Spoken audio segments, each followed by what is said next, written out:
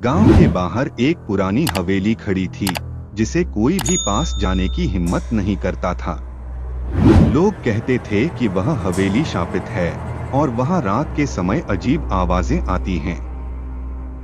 गांव वाले अक्सर उस हवेली के बारे में डर डर कर बात करते, लेकिन किसी ने भी उसका सच जानने की कोशिश नहीं की।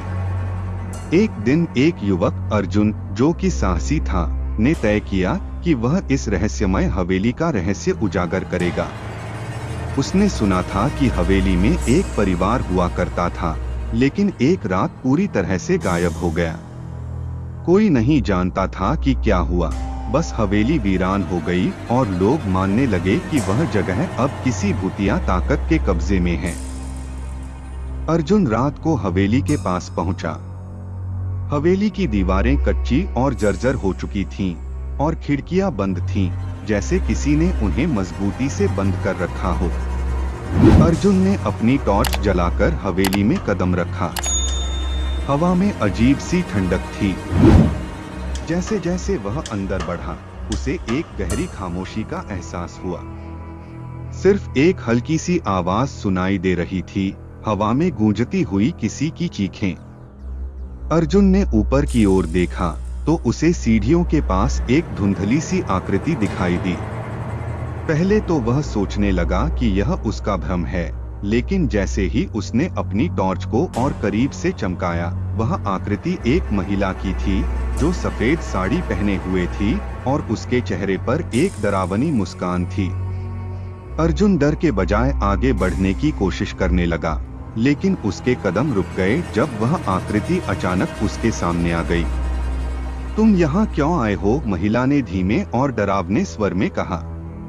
अर्जुन ने कांपते हुए कहा, मैं आपके बारे में जानना चाहता था। महिला ने उसके चेहरे को घूरते हुए कहा, यह हवेली तुम्हारे लिए नहीं है। तुम यहाँ से जल्दी चले जाओ, नहीं तो तुम्हारी भी वही हालत होगी जो हमारे साथ हुई थी। अर्जुन डरते हुए पीछे हटने लगा, लेकिन तभी महिला ने उसकी ओर कदम बढ़ाए। अचानक पूरे कमरे में एक जबरदस्त ठंडी लहर दौड़ी और टॉर्च की रोशनी बुझ गई। अर्जुन घबराहट में भागते हुए बाहर की ओर दौड़ा, लेकिन हवेली का दरवाजा जैसे खुद ब खुद बंद हो गया। अर्जुन के लिए वह पल मौत जैसा था। उसने जोर से चीखने की कोशिश की, लेकिन उसका गला सूख चुका था। फिर अचानक वह महिला सामने आ खड़ी हुई और उसकी आवाज में एक खौफनाक गूंज थी, अब तुम यहाँ से नहीं जा सकते।